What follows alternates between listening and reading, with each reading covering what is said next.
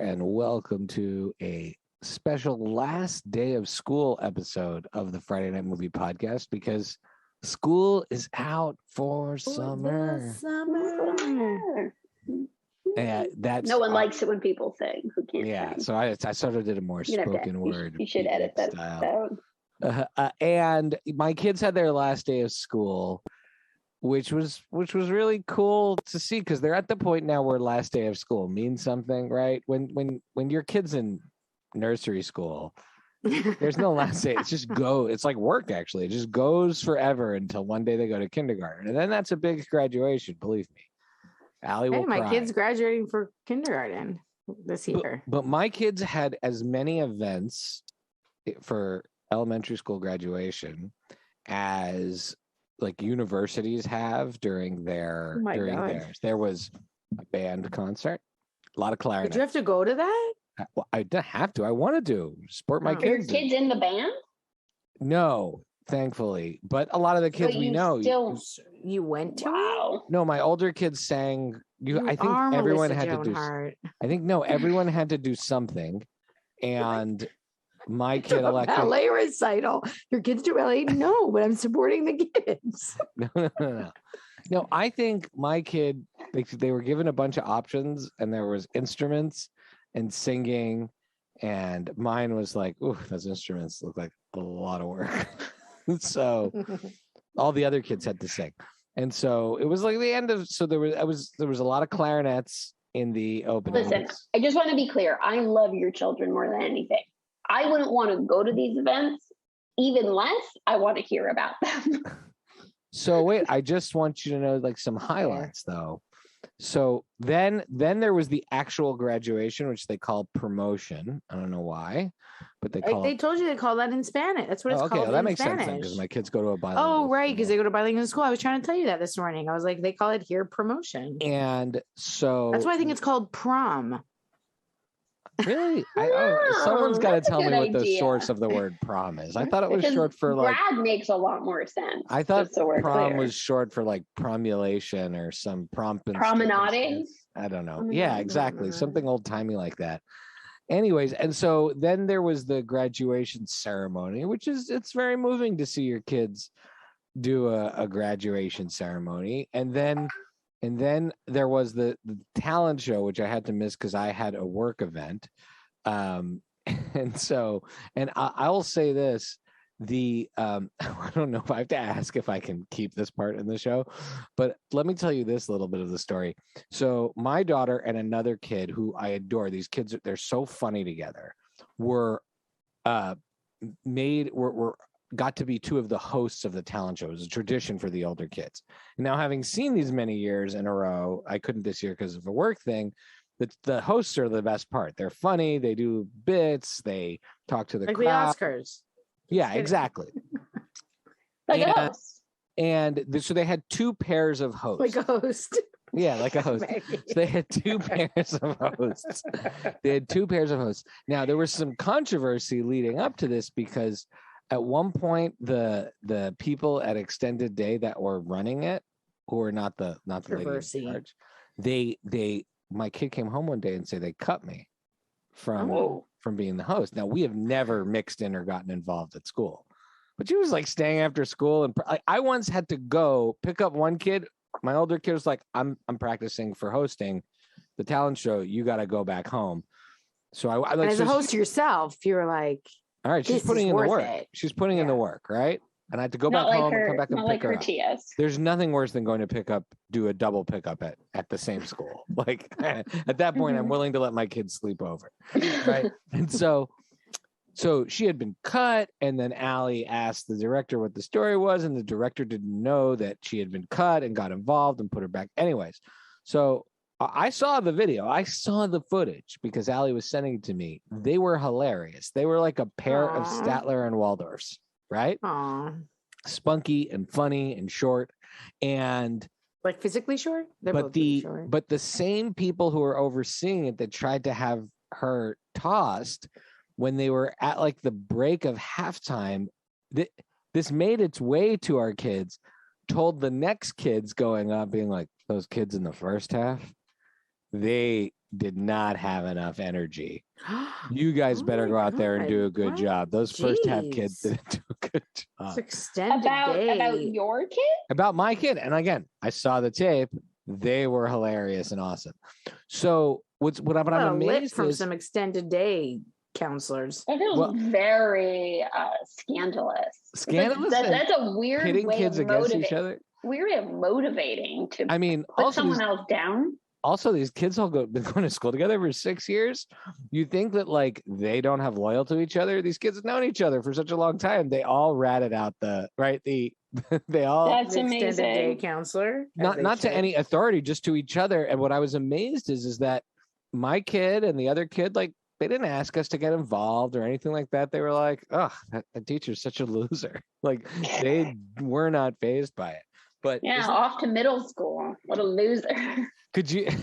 I mean, you don't even. I mean, you didn't see like the Oscar producers ratting out James Franco that time he phoned it in, right? I mean, these kids. You didn't even see them in that case. Anyway, so a lot of controversy around this. So then there was that, and then there was the actual last day of school. Oh my gosh. Yeah, so it was a big deal. There was a lot leading up to it, and so we elected to make our Friday night movie of the week Can't Hardly Wait, which it really represents the year that, or around the year that Allie and I graduated or would have graduated, depending on which country you lived in at the time. And that movie, first of all, is amazing. It's my favorite of that era. I like it more than American Pie. I always have. But it does have a lot of, if you're watching it with kids who are not that old, pause and explain. And our kids get this a lot from us. And they were like, "Guys, you have 3 pauses left on the movie for lessons you want to teach us. We get it. We know." Like, That's really funny. So, but the most important pause, so then I had to say them because the most important pause of the movie came in the scene with Jerry O'Connell and with Peter Facinelli, where Jerry O'Connell plays Trip McNeely, the original king of school, Exactly. and Mike Dexter, played by Peter Facinelli, the current king of school, meet on the swing set for a moment of advice. And at this point, I told the Tia Becky story, and now I pass the baton over to Tia Becky. So early in my film production career, I worked on the TV show Nurse Jackie. I was a showrunner's assistant on it, and Peter Facinelli was one of the main cast on that show. And I'd probably been on the show for about two or 3 seasons at that point. So I wasn't new. I mean, this was either seasons 2 or 3. And though I really didn't talk to him. I was friends with other people, but I didn't talk to him. I wasn't friends with him. I didn't know him, but I've been the showrunner's assistant for at least 2 years now. So he knew who I was. Anyways, one day, in the middle of the day, I don't know why I was being sent into the city, but I ended up getting a ride in a van with Peter Facinelli and a couple other people. So this is your moment to talk to him, right? You don't usually get to chit chat with him, right? I don't usually get to chat. Other people I chit chatted with, but I really didn't cross over with him much. I had no reason to ever really chit chat with him. But we're in this van. I think there's the driver, maybe one other person, and I'm sitting, in the first row, and he's sitting right behind me in the second row. And we take off, and we're driving through Queens to go back into Manhattan, and I just can't help myself. And I turn around and I look, and I'm no context, right? No context. No context. I'm sitting directly in front of him. And I'm turning around. He's the only person in that row, so there's no one else I could be talking to. And I look him dead in the eye, and I just say, "Wear flip-flops in the shower. I got warts all over my feet." And I I just said that to him. And he looks straight past me as if I am a ghost, as if I do not exist, straight ahead, as if this interaction has never happened. I think he was so thrown off, or I can't even imagine what he was, or mortified, or can't imagine or what he was thinking. He should have been honored. And I just sat there with this grin on my face, waiting for something. Something. And you weren't like, nothing, man. Amanda. And then I just like very slowly turned back around and then shriveled up and died in that moment. But I'm so proud of myself for doing it, because when else do you get to deliver the greatest teen comedy movie line? I probably would have just asked him about Jenny Garth, which would have been a waste because they got divorced anyway. I think they got divorced very soon after, while I was working on the show. Wow. It's amazing. Like after that comment, they got divorced.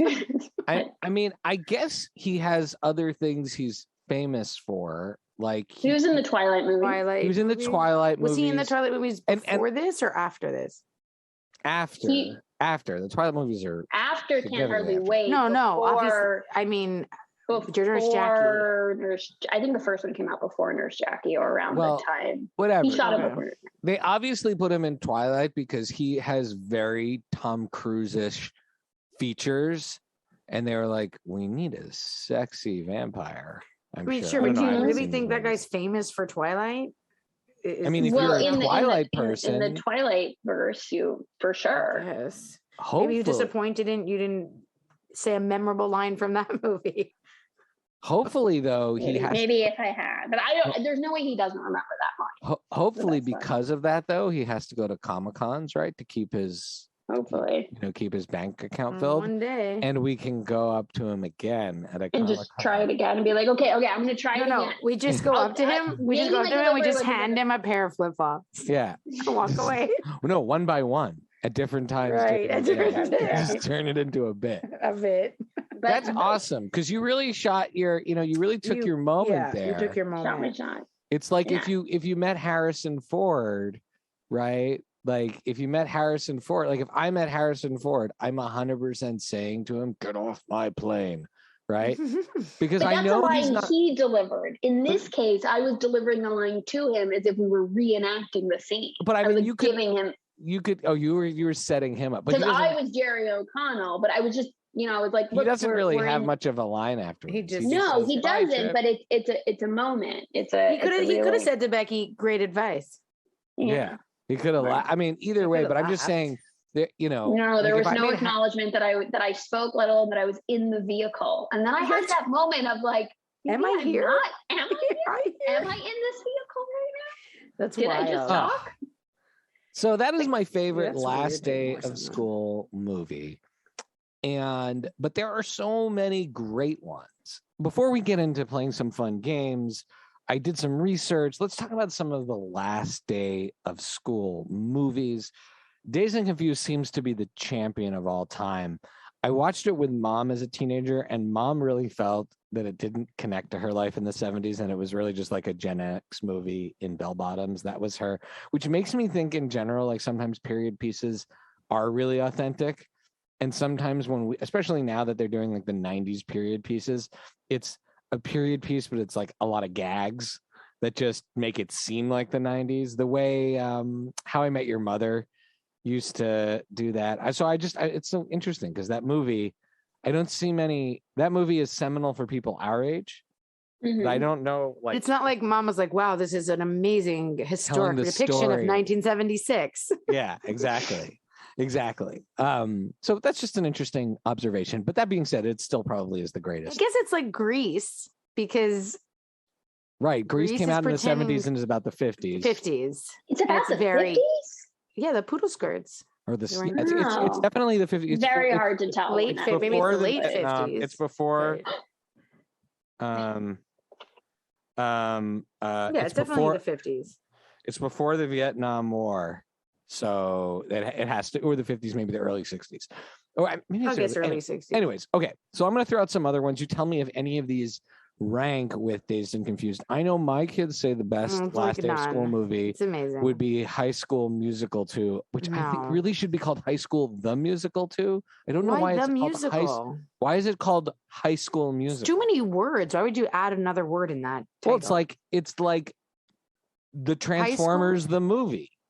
Or high school. Okay, but I think it's because I think it's a High School Musical. like a play in high school. Maybe. Either Anyways, way, I don't know. say I really hope that's so old by the time my kids are older, I don't have to sit through those movies. But like those movies are, I mean, Zac Efron's a joy. Yeah, Zac Efron and Vanessa Hudgens. But I don't think I could sit through those movies. I will say High School the Musical 2 is definitely my favorite of that series, but it doesn't be confused. Now, what about American Pie? It's leading up to and then goes through. I don't think American Pie. I think it's important in a lot of ways. It does not age as well at all. I guess it's important. It gave us Stifler's mom. It gave us very iconic things, but that's it. Like, there's nothing about the rest of the movie. I don't know. There's nothing that I don't give a shit about those characters. And besides like the incredible Jennifer Coolidge, I'm not sure there's much that needs to live on from that movie. I don't. The Jason Biggs stuff is very funny and iconic, but I guess, yeah. I don't know. You're a boy. You were a boy in high school. I don't know if you were like. I never loved the movie that much when it came out.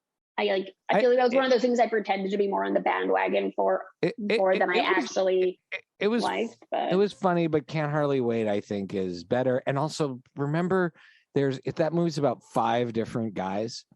So there's a whole part of that movie that's about Chris Klein, and then the other guy that's dating Tara Reid that looks like Adine Meir. Oh, the guy from the Rookie of the Year movies. Yeah. So he's in it too. There's a lot. So anyways, all right. So then we've got Superbad, a little more recent. That one to me, I find. Is that a Last Night of School movie? It is I went and checked. It is a Last Night of School. That's a great movie.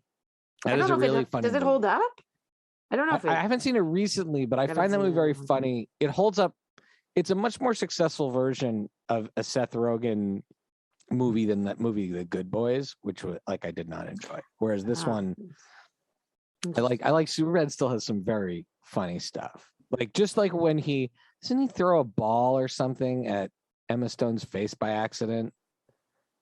Isn't Emma Stone the love interest for who's Emma Stone? Jonah Hill? What?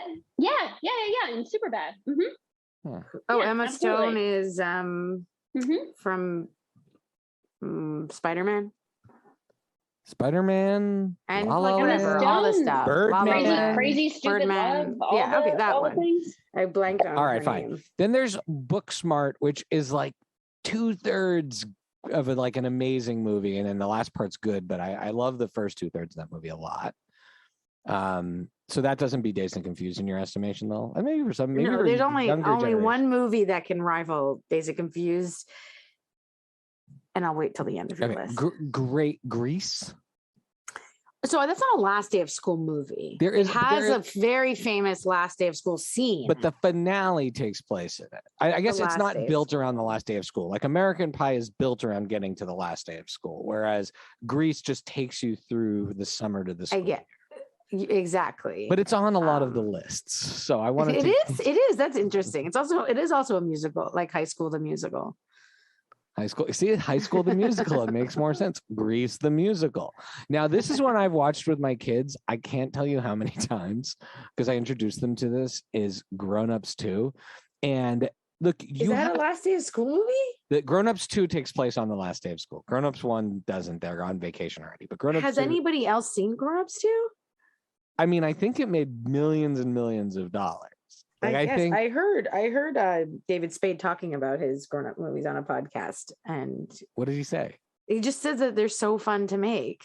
Because it's a bunch of best friends making movies, really, really fun to make, and that he loves that people find them funny. Salma Hayek and Maria Bello, right? It's got it's like they're really Maya Rudolph, hilarious right? To make. The cast is amazing. The kids are, and he did say, he was like, "Look, yes, haha, we're all friends. It's amazing. It's like getting paid to hang out with your friends." But he's like, you actually do have to work when you say action. So it is somewhat of a job. He's like, it's not all fun and games. It's work. His character, and I'm glad people like it. His character in that. So my kids find the Grownups movies hilarious, That's and cute. I love that they fund them so hilarious because it's like kid humor, and people are like, I haven't seen them. I did like I did really like Hot Tub Time Machine. I thought did you? Very funny. That first one is is that also an Adam Sandler No, He's not even in that. That's Craig he's not. Robinson. Craig Robinson, and John Cusack. Cusack. It's so Clark random. Duke? Clark Duke is in So it? funny. Right? I Clark don't Okay, even. this I is couldn't tell you Sandler, who the Kevin other people are. James, Chris Rock, David Spade, Rob Schneider. What's that? That's Grownups. That's Grownups. I haven't think seen the Grownups movie. I think you will really like Grownups 2. Grownups 1 and 2 will make Lily laugh. I feel like the fact that it has David Spade is enough for Lily. What the else fir- do you need to convince You her? had me at Spade. He has a bigger role in the second one, but the first one they takes place at like a country house, and anyways. And my kids learned some like life lessons from it because the premise of Grownups 1 is that his kids are being too spoiled, so he takes them on like a non-fancy vacation. Interesting. And whenever my kids are misbehaving, I say to them stuff like, We're gonna go back to Don't that be like those Poconos kids in- haunted house where the floors are all wet. That's where you have to go on vacation. "No, their floors weren't wet." Let's be clear: the person whose Your floor was floors wet, are wet. my floor was in the bathroom. Okay, then. So this one is interesting because it has many graduation days, and that's Billy Madison was made a lot of lists. I don't really consider it a last day of school movie, but I put it. I mean, in it's a school movie, but not last. It's not going to go win in that category. It might win as like grown up ends up having to go to school with kids movie, but not. Which is a whole new category with whatever, Never Been Kissed, and now this new Rebel Wilson movie. Ooh. And that's a I mean, 13 going on 30, 17 going again. on 16 or whatever. 17 again with Zac Efron, another one my kids love. That's a great one. I do love them, but that's just about high school. That's not last day Right. of school. But we should do a subcategory of adults in some form that have to go back to high school. Okay, we're gonna do that. We Freaky Friday, Yeah. like we could do a Right. whole. That's a there's great a whole thing. upcoming episode. Okay, so now and then Can't Hardly Wait is my last one on the list, and for me, that's the only one that beats Dazed and Confused. And That's the only one that beats it. That for sure. that is it's a by far that landslide is the best one to me. And it's partly because it is directly in our generation. I identify Yes. with everything. It that happens also in that movie. has, I mean, besides the fact that Dazed and Confused gave us McConaughey's most memorable, iconic lines, but like such a creepy character. it is a very. I was just while you were Gross gone, Becky and I character. I was reading We Becky an did a article deep about dive. deep We did a dive deep on dive into Henderson's that. character. So gross. But besides that, the Wooderson. lines, Wooderson. The Henderson? lines, You said Wooderson. Henderson. Did I say Henderson? Yeah. Just now? Yeah, Oh, it's Wooderson. That's his name. true story. It's It always Wooderson. confused me that the main character is Randall Pink Floyd, but McConaughey's character is wearing pink pants. It's very, very confusing. Why Is he supposed to? Because I think his last name is Floyd, but they call him I Pink get that, Floyd. but he's not wearing So- pink pants in the whole movie. Does No, Pink he wears Floyd white wear pink pants? London is Pink Floyd, right? But does Yeah. Pink Floyd wear pink pants? the band, Yes. they're so No. old. They wear diapers now. Are you kidding But me? that's what I'm saying. Is that like, why would you make the association? he should If wear the pink? band- He's wearing, the if I band wears recall pink correctly, he's pants. wearing white pants and like a striped open shirt. Yeah, something like that. Yeah. Something like Anyways, that. all right. So Can't Hardly Wait. Okay, now I wanted to play a Gives fun us the game. best memorable lines. That movie's the lines. You know how many times I've said the beer is bad I mean, that's basically. in many Yeah. Okay. many Yeah, scenarios. let's take a moment because a lot of Just people take a moment. responded to my messages last night about. Oh, really? Oh, yeah. yeah. And it's because people love this movie. Okay, so the beer is bad. Nobody Yeah. drink the beer. Nobody Amazing. drink the beer. There's You're All Sheep.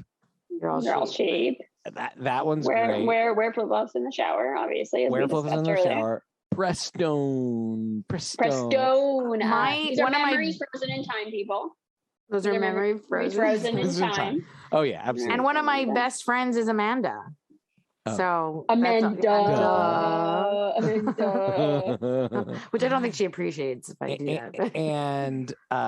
and wait, there's so many other great. Also, you know the actors that are in that movie, right? Are There's They're all incredible. amazing. If you even just tried to it encapsulates a time period that will never be repeated. Seth Green, Laura, Okay, Jennifer Love what's Hewitt. her name? Let's start with Lauren Jennifer. Ambrose. You have Lauren Ambrose, but if you start with Ethan Embry and Jennifer Love Hewitt, you Ethan have Embry, Charlie God. Corsmo. and Jennifer Love Hewitt at the time. We were explaining to our kids because they don't have much of a reference. We're like, she was. That's the huge. Selena Gomez or the She was Vanessa on- Hudgens. She was on one of the biggest Huge. like shows, and She's huge. she had just done. She's She had just huge. done. I Know What You Did Last Summer And wasn't she dating Carson Daly? Like, it didn't everyone get bigger. dated Carson Daly. No, but that was like a big moment also. I mean, it doesn't get bigger than Jennifer. Yeah, you have in Seth 1998. Green, Faccinelli,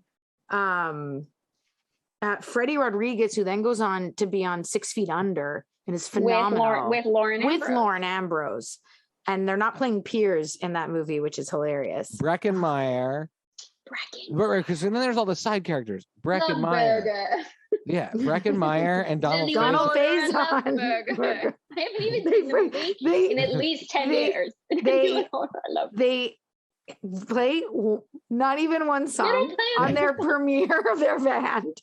Then they break up, and then they have a reunion show. Reunion. Then the guy who brings Jamie Presley, right, is a side character. Jamie Presley is a side character. The guy who brings in the boombox to play Paradise City is the husband of Paula on Crazy Ex-Girlfriend. Right. Yeah. Okay, but you also have Clea Duvall and Jason Segel, and Jason Segel is in one scene where he's eating watermelon with the guy who says Prestone. He's not even the memorable guy in that scene. Right. He doesn't even have a line. You have Clea Duvall. You have Paige Moss, who's been in a ton of stuff. It's just I mean, you also have Eric Balfour, who was in 6 Feet Under as well. And I'm pretty sure he was also in 24. Yeah, he was in the first season. He plays the guy with the brownie when the brownie hits Lauren Ambrose in the head. If you have Sarah Rue, that's the sheep. They're all sheep. Selma Blair is apparently in that Selma Blair scene, is right? absolutely. There's a scene where where Mike Dexter sits down next to two girls after he's broken up with Amanda and he's hitting on them, and Selma Blair isn't even the one with all the lines. She's like the less lines in that scene. Right. Yeah, the cast it's endless. If you keep looking, it's just like character actors and people you've seen everywhere. It's epic. Yeah. So that's a great movie. Okay, so one of the things that happens at the end of school is people get superlatives. They get the most likely to be successful, most likely to be a billionaire or a doctor or any of those things. Well, I created some categories for this, and then you can pick any character from any of the movies that we just talked about. Okay. And I made our own superlatives that would be appropriate for this podcast. So one is most likely to own a blockbuster video. Which one of the characters from any of these movies? You can start with Can't Hardly Wait as your basis, but which one of these characters would own a blockbuster? I feel like you must have an answer to that one because it's so specific. Are you kidding? I got to come up with the questions and the answers. No, I'm just saying I don't have. Well, for me, it's got to be the dude that is it. Who's the guy who's in Empire Records? That's also in Dazed and Confused. No, that's in Dazed and Confused. With the long hair. With the long hair. That's the guy that's got to own. That's got to own a blockbuster now, right? He worked at one and then eventually just rolled into owning it until it went out of business. The guy with you mean Rory Cochrane? That's today, Rory today. Cochrane. What's with today? With today. That has so many memorable lines too. Thank God these two movies aren't up against each other. No, that's from Empire Records. Empire Records. Today. Yeah. Okay. Okay. So do you not have any other ones? I think I'm just going to agree with that. I have an answer for the next one. Okay, so which one of the characters from all these movies is most likely to start a podcast? Okay, 100% know the answer to it. Okay. It's the guy from Can't Hardly Wait who's always reminiscing about stuff. By the way, that's what the names of most of the characters are. When you go to the IMDb page, most of the characters don't have names. There's reminiscing guy. Right. Well, that guy who eventually connects with Yearbook Girl, the one who goes and embarrasses Preston, right? And talks about him. Yeah. We didn't even mention Melissa. We didn't even remember Melissa Joan Hart when we talked about the cast. The Yearbook Girl is unnamed Yearbook Girl. So for sure that guy has a podcast. 100%. About high school. It's about high school. And he's always Facebooking people from high school to come on. Like he's not like using LinkedIn. So he's Victor Tugundi, and he's reminiscing guy. So he has a podcast that's probably called Reminiscing. Right. What is it? These memories are frozen. No, that's frozen. Memories frozen in time. And it's a podcast they have together. Memories frozen in time. If that podcast doesn't exist, we could invent it. and then contact contact both of them. That would be amazing. Melissa Joan Hart and that guy. So I feel like Melissa Joan Hart would have like not been satisfied enough with high school and then moved on to your next category, Shay. Okay. Most likely to become friends with our mom when she went to grad school when we were in high school. Right. So adult friend. So not like mom in grad school in her 20s, but mom. No. Adult mom who was 40s. friends with like young people. Yeah, not mom's first master's. Her no, I have to second think about that master's. because the person has to be quite cool and smart. But has to be seen that way through like a grown-up's eyes. So yeah, through a grown-up's eyes. Melissa Joan Hart's character. It could be. She'd be like so into it, and I feel like mom was really into it. Yeah, it could be. Yeah, but I feel like it has to be someone a little like that, but a little bit cooler. Well, What no. about Anyway. Michelle What if, Brookhurst, the girl who owns the house, no. who's like Or no. freaking What about out one of how the dirty three everything boyfriends? is. One of the three boyfriends that are like in their. Like one of those guys looks like he's like 42. I feel like that guy, maybe that guy went. Oh, mom will definitely be friends with what's his name, Rodriguez. Freddie Okay, Rodriguez. all right. Okay. Oh, for sure. She'd be friends Okay. with him. Yeah, All for right. sure. Most likely to pick up and move to Tenerife. Well, I feel like if we're just pretty much doing this movie because there's so many. Well, great I mean, but you can characters. do other movies. I mean, I guess, but I want to say that it's Lauren Ambrose because she was like done with. Oh, everything. right. You could see her being sick She of was, like, America, and sick being of like, America, especially yeah. the She was state like, of the I need country. to- Now I she need to, would be like- I'm out of here. I'm out of here. I need a foreign romance. Yeah. Her and Seth Green do not. end And up the Seth together. Green character, like, could grow up to be like Donnie Disco, and then they could live in Mallorca or That's Tenerife. true. Yeah. That's Okay. true. Possible. Okay. All right. Now, last but not least, most likely to, in their place of business, fire Becky. Which one of the people in I I think there's only, there's only one answer to that. Mike Which one? Dexter. Mike Dexter. Definitely Okay. fiery. Okay. Obviously, that's the easy one. I was Mike going to go Dexter. maybe with Parker Posey from Dazed and Confused. Oh yeah, she's so bitchy. That's No, but amazing. tough bitchy women really like me.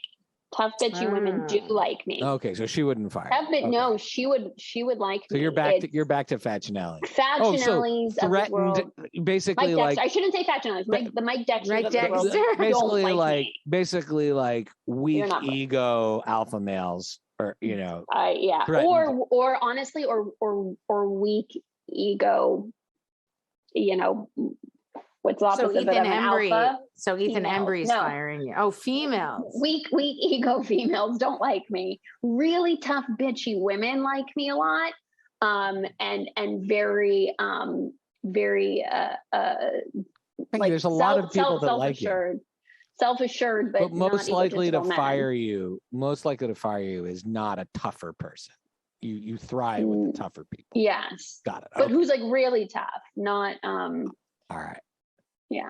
Okay, now this is a game that you all have to lead, which is assigning the doppelgangers for each of these characters. So which one, Lily, Becky, Yeah. you came up with this, so you Becky. take us through this. Okay, so my game that I came up with is let's assign doppelgangers from the various movies to each other. So who best represents each of us? And this could be us in high school, and this can be us as adults. And so Right, what you comes just have to mind, make your case. Just have to make Right. your case. what comes to mind for me, for my brother, is that I'm going to say in high school, you're obviously a member of Love Burger. You're obviously the drummer from Love Burger. That sounds all right. And as an adult, you're yearbook girl. You are Melissa Joan Hart walking around with a yearbook, talking about all the memories frozen in time. I mean, I'm not really like that cute. with high school. I do like No, just nostalgia, with life. but With life. with life, I'm You love life. interested in- You love it. You're the Fania. You're the Fania. You love to preserve all the memories. But I'm trying to think of I am the other family movies archivist. as well. Yeah. Okay. Let's do Lily. Unless you want to. Lily- Am I Parker Posey from Dazed? Oh, No. I hope. Is that I where hope we you landed? are. I hope she is. I'm Parker Posey, especially That's a in high great school. one. I think it's. I don't know if Becky is that. I think so who's Lily? I mean, Lily could a little bit be Sandy from Grease. I knew you were gonna say that. meets her boyfriend, who's like a little mysterious at the beach. I knew you were gonna say that. Changes her entire life. Takes up smoking. Yeah, exactly. Changes her entire life. No, but Lily doesn't have to take up smoking because her voice already sounds like she's a smoker. But you did chop all your hair off, or that was your mother-in-law that chopped all your hair off. Exactly. And it got very curly. Yeah. And there's a carnival at the end of that movie, and you go to carnival every year. You know what? It's done. That's very accurate and hilarious. I love that. That's awesome. Yeah, so that's Lily. And Becky, Parker Posey, I mean, that's very reductive for Becky to be Parker Posey. Yes. I think so. Becky's character, actually, to me, you haven't seen the movie, but it's Salma Hayek's character in Grownups, who is this like very Grownups 2. Both Grownups, Grownups 1 and 2. Oh, okay. But the arc of her character is that at first she's like this very Hollywood fancy character, but in the like once you're given a chance to get to know her, she's like truly like down to earth and really, really fits in with the gang, but she's a boss lady. Like she's a business lady. Like she runs an entire fashion line. That's part of her character. I mean, I like how none of us are the characters from Booksmart because none of us are that smart. We're not getting into this. And also, like generationally, it's difficult to pick people that are younger than you and say I'm like this younger person. I think that's fair. I mean, like I think maybe there are people though who connect a lot to those characters, but definitely not smart enough to be any of those characters. They're so smart, but also like fortunate that we're not also any of the characters from American Pie. I was gonna say the girl characters in that movie leave much to be desired. Except Natasha Lyonne, she's great. Oh, I guess, yeah, you're right. That's true. Natasha Lyonne is pretty great in that movie. Okay. I think we've done the doppelgangers. Are we missing anyone? No, that's it. We Okay. went through all three of them. All right, let's go through our shout outs and recs. I watched Obi-Wan episode 5. I thought it was fantastic. I think they're talking about possibly releasing the whole series in the movies, which I think in some ways is a good idea because obviously they're getting good numbers and things are working out well for the show. Because I think it's supposedly one of the most streamed ever for Disney, but it suffers from not being able to binge it because there are questions that come up in the earlier episodes that really all start to come to a head and get fleshed out in episode 5, which I thought was really well done. And just Ewan McGregor, you could Robert Downey Jr. Star Wars with Ewan McGregor. He's such a good actor.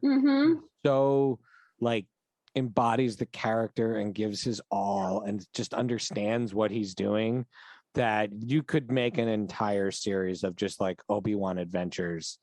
I mean, that's basically what half of the Clone Wars cartoon is, but if they wanted to find a way to use Ewan McGregor to be their Robert Downey Jr. for Star Wars, he's the guy who could do it of the people I've seen.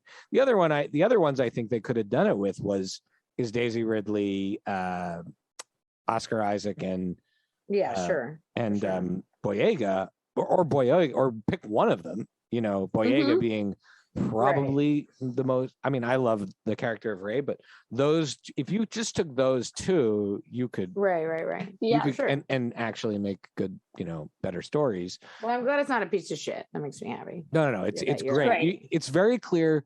Not only did they not screw it up, they didn't make it up as they went along. Like and as suspected, those earlier episodes were definitely less expensive than the later episodes. So I guess we got to give that director, No, Deborah Chow did do a good job as I'd hypothesized. This is someone who knows how to direct, but clearly like they backloaded the coolest looking stuff to the later episodes, and it's really good. Adam Project watched this morning. it just resulted in just hugs between me and my older daughter. We watched it's it just together. like a sweet, fun each other for the movie. whole end of the movie, and it was so great. And I feel like we would have loved it as kids. I wouldn't think too deeply about the laws of time travel, but it's really adorable. That was a question from my kid, and I just said, look, every time travel movie has its own laws because time travel. Do you know the rules of time travel? Because no, it doesn't exist. It has like frequency vibes. Remember that movie Frequency? Yeah. Kind of a cool movie. And then I watched The Lost City, which was super fun, a romp that I'm sure, like, as I was watching it, I was saying, oh, I would love to watch this with mom. And I predict 100% that mom would say every minute of the movie, she would say, this is like Romancing the Stone. And, but Becky actually watched it. I did watch it with her. I want to know what happened. I mean, first of all, it was nonstop cackling from start to finish. I can't wait to see it. And especially the section that Brad Pitt is in, the most laughs. But I'm besides, was it good? Was it good? Was it a fun movie? It was an adorable romp, and there's not a moment not to enjoy. Every moment is enjoyable. An adorable romp. Enjoyable. It's perfect, like Friday night, stay at home, watching a movie. You want to be in a good mood. But if you watch it with mom, then charming. It's like having a performance enhancing. Yeah, human growth. It's not fair. I feel like you are watching it with you're doing some pro. Yeah. Cool. So I watched that with mom. I also watched Adam Project. I watched all of season 4 of Stranger Things, but I'll let Lily talk about that because she was the one that really mentioned. I claimed I was not going to watch it, and then it turns out I was having a hard enough week that it just like didn't seem very scary, and I was able to watch the whole thing quickly by myself. It's not that scary. I told you it's really not that scary. Yeah, scarier. And it's not. And that then scary. I started watching this show on Netflix. I have to say, can't believe I'm loving it. I'm loving it. It's called Surviving Summer. It's about these Australian teen surfers, but it's really good. Like, first of all, there's tons of surfing. There's tons of surfing. Is it as good as Outer Banks? It's nothing like Outer Banks at all. It's not that. I thought it was going to be that kind of a teen drama.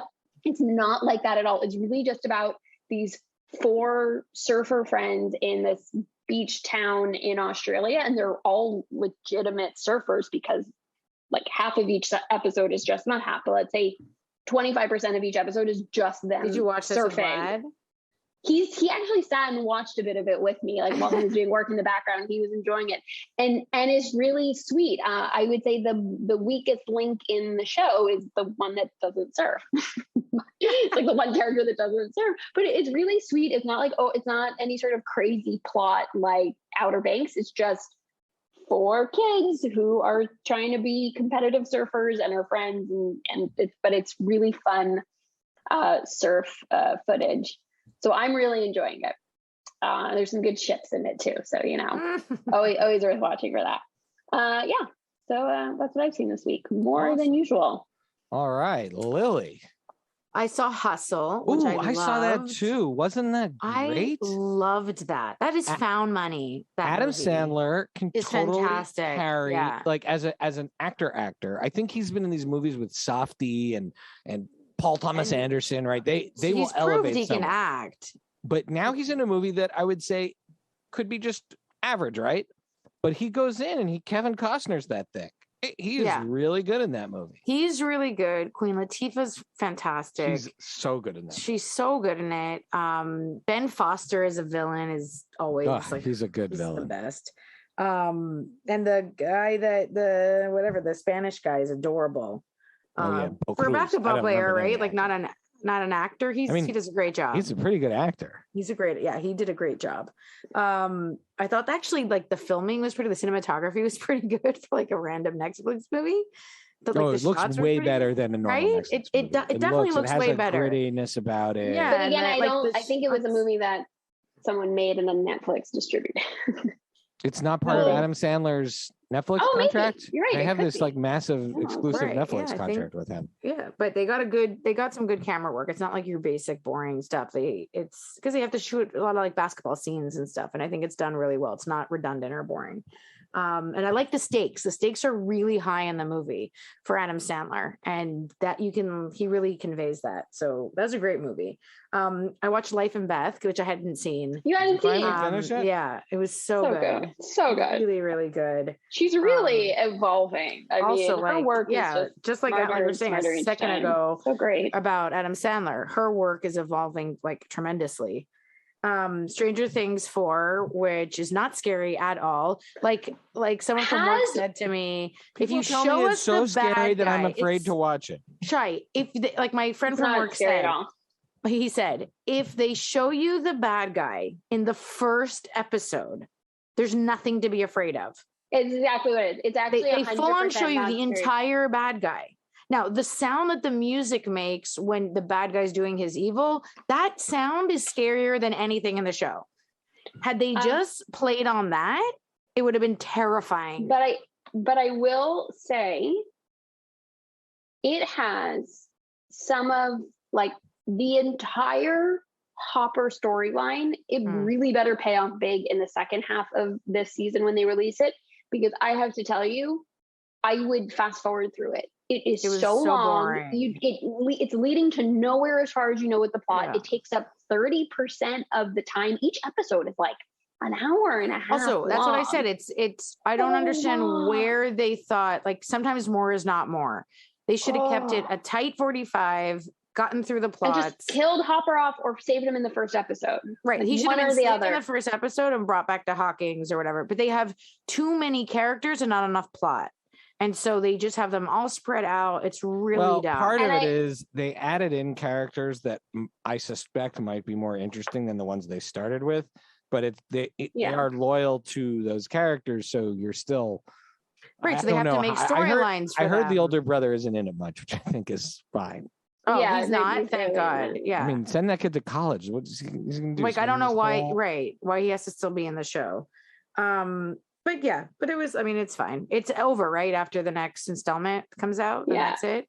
But like, it's a real lesson, guys. And episodes don't need to be an hour and 16 minutes. That's a movie. It's really annoying. I'm enjoying Upload tremendously. I'm finally so good. That season so fun. I love it. Such a great. It's so funny, that show. And we started The Boys, which is disgusting, but classic Boys. It's pretty good so far. They've kind of did a twist on the story. They've moved the story forward, so that's nice, because they couldn't keep the same plot exactly. I don't know if it's going to go back into the same old like routine, but they've had to push the story forward, which is great. And the amount, like the way the gore is done in that, like, you know, that bloody it is pretty impressive. Cool fact. I was following on Instagram.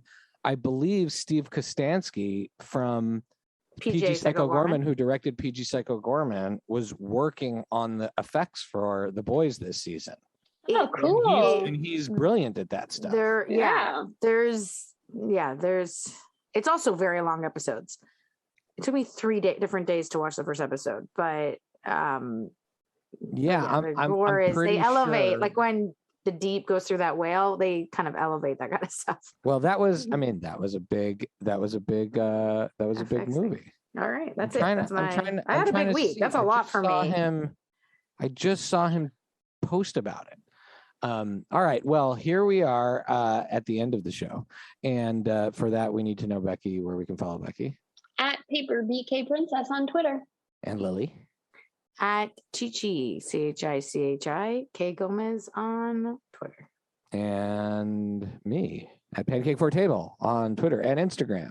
And the whole show at Fry Night Movie on Twitter and Instagram, or FridayNightMoviePod.com, where you can sign up for our Almost Never newsletter.